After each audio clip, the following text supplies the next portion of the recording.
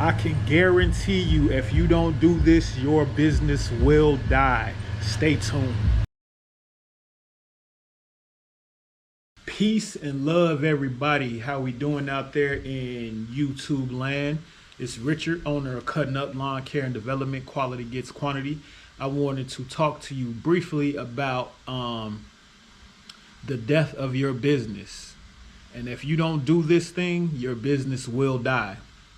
What is that thing, you ask? Well, it's marketing. Every business does marketing. Every business needs marketing.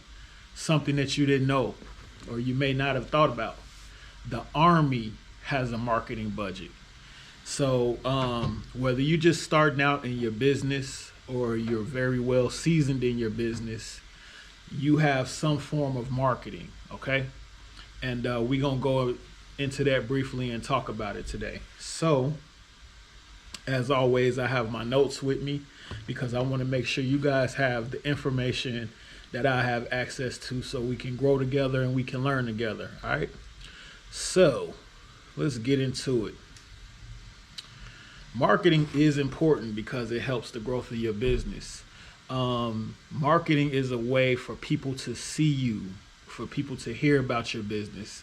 You could start a business, you could get the LLC, you could get it trademarked and all of that stuff, but you could get a website and people still won't know that you have a business unless you're marketing. Marketing is a way to get your business out there to the general public. All right. So I want to get your mind thinking again. Okay. So think about when you purchase stuff, the process on how you purchase stuff. And I'm going to talk briefly about how I purchase stuff. So if I'm scrolling on Facebook or Instagram or, some type of website platform and I see something that I might like in the future, I may screenshot it and save it for later. That doesn't mean I'm going to purchase it now. I'm just going to save it for later, right? So with that being said, people buy in cycles. And so when you start to do a marketing campaign, you want to set aside a budget for 3 months. So you want to set aside your budget for 3 months, 90 days, because people buy in cycles. A lot of times people, when they start their marketing budgets and they don't get the success that they're looking for in 2 to 3 weeks, they shut that marketing budget down. And that's the wrong way to go about it because, once again, people buy in cycles. Think about how when you buy stuff, you may see something that interests you that you may purchase 2 or 3 months down the line, right? Marketing could be as simple as putting a sign on your trailer or your truck. It's just some information about your business. It may be the website, phone number, the name of the company, and you basically just letting people know what you do. So a couple years ago, I did Angie's List marketing. And if anybody knows about Angie's List, it lasts, you have to sign a contract for 12 months. And so I did that, and I did it just to test the waters. And I thought it was pretty expensive at first. It was the campaign that I had for the area that I had. I thought it was pretty expensive. And it did get expensive in those days where, those months where I had my off seasons, like those 2 or 3 months where I really wasn't doing nothing. That's really when that marketing campaign got hard. But to me, that was the only downfall of that marketing campaign because I gained a lot of customers in that marketing campaign. And once that marketing campaign was over, I kept a lot of those customers. So, I just use Angie's List as a tool to get my business exposure. And once they seen the type of work that Cuttin Up does, they decided to go with me even after I wasn't on Angie's List. And yeah, I did lose some customers after I decided not to go with Angie's List the following year, but I did get a significant amount of customers. And so with me, it was a trial and everything. I just wanted to see how it was going to work out. And lo and behold, it did work out pretty good for me. And honestly, I may use Angie's List again in the future. Another thing with marketing, you have to be able to hear no a lot. And the reason that I say that is because when you hear no a lot, that just helps you polish your skills. Don't take an emotional approach to it, and you get a lot of no's and you say, hey, I don't think this is for me. I don't think I can do lawn care no more. No, you have to look at it as no means not right now. You see what I'm saying? Because when I first started this, I got told no a lot of times. And yeah, it's frustrating because you're like, I just need somebody to give me a chance out here. You know what I'm saying? But what it did was it helped me polish up my skills and my approach with people even more. And so I actually welcome being told no.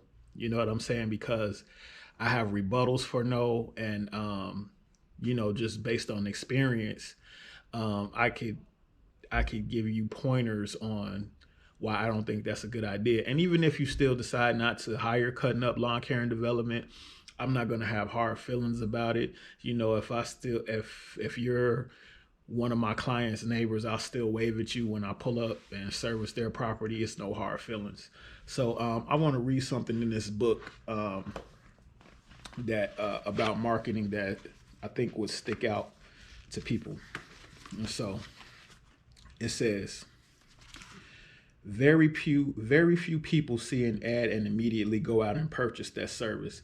Instead, they may file it away for later. If ever I need it, they may need to see the ad several times, or they may hear about your business through word of mouth or someone who saw an ad earlier. Okay? And that can't be more true, because there's been a lot of times where I've approached a client and was telling them about my service, and I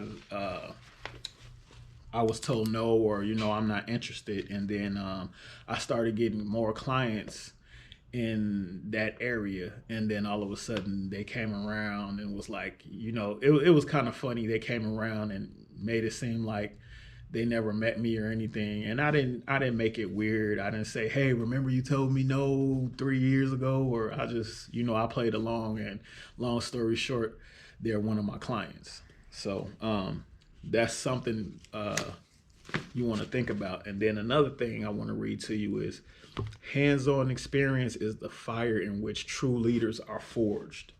So that basically means you have to get out here and fail. And fail is the first attempt in learning. So if you're not going to know how to do it right if you do it, unless you do it wrong. You see what I'm saying? And so that's just the definition of fail. You have to fail forward. Don't let that small incident where you had a bad day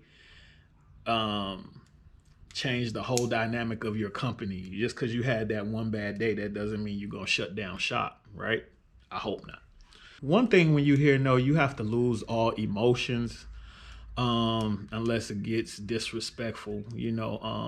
It's okay for somebody to say, no, I'm not interested. But if they start to disrespect you in a way, the best thing to do is just walk away from the situation as quickly and efficiently as you can.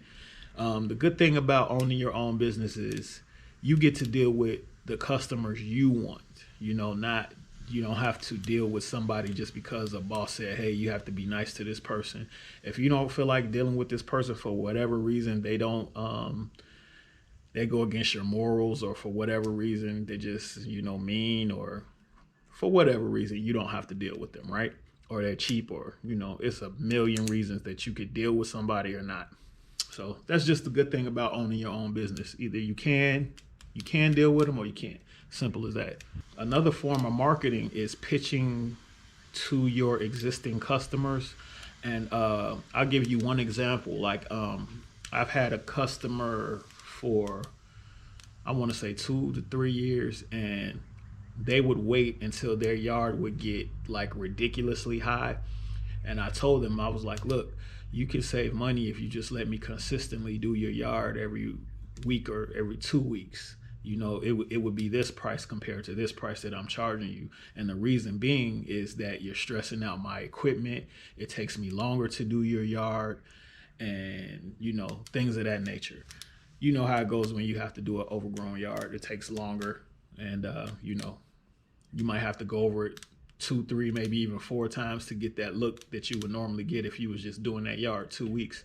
And so once I told them that, they understood that, and then I got them on a 2-week schedule. So that's a form of marketing. Now, pitching to a new customer, like, this is my approach when I do see people that have overgrown yards and stuff like that.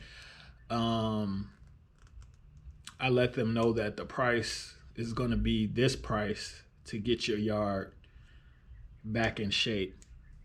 And then once I get your yard back in shape, it'll be this price, which will save you money. You won't have to be paying the higher rate if you let me keep maintaining it. And plus, you won't have to pay HOA violations, which we all know HOA can be something else. As a homeowner, you can hate HOA, but as a business owner, you can love HOA because they keep, in certain situations, they keep you in business because sometimes people just like to wait until the very last minute and to get their yard done. So another good way of marketing is offering lead magnets. Now, what is lead magnets, you say? A lead magnet could be anything like a keychain, a pin, or a postcard that says 25% off your first service, or something like, hey, if you refer a customer, you get X amount of dollars off, something like that to keep the customer engaged with your business. In exchange for that, you can get an email and always follow up with that client and, keep them in your clients list, because I was told this a long time ago, and I truly believe that, your email list is basically your ATM, because then you could send them emails about like, oh, a new service is rolling out, or notify them of changes in the business. So that's a good thing. And then this is my last point, and I just want to drive it home. You have to find power in failure, because, like, I think I spoke briefly on this in the beginning. Failing is a way for you to polish your skills.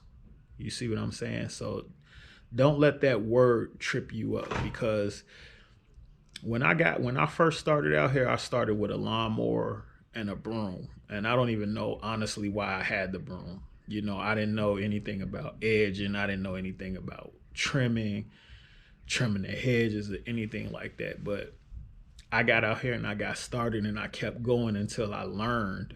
You know what I'm saying? I kept educating myself. I watched a lot of YouTube videos. My social media, Instagram page, I started following a lot of lawn care people and just watching how they do it, and that killed my learning curve.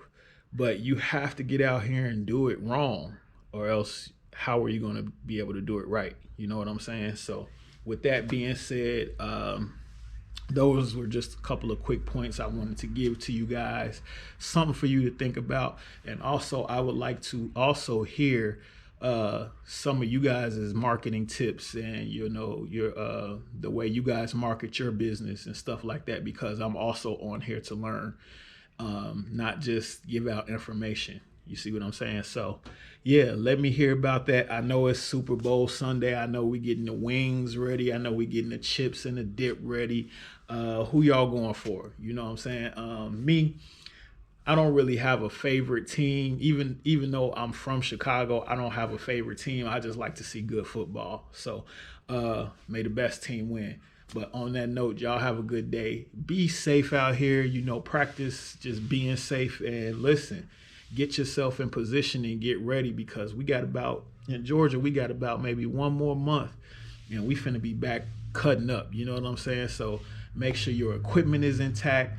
Make sure you're intact. Make sure your vehicle's intact, your trailer's intact. Everything is where it needs to be, so you can get out there and start, earning. All right, y'all have a good day and be safe. Peace.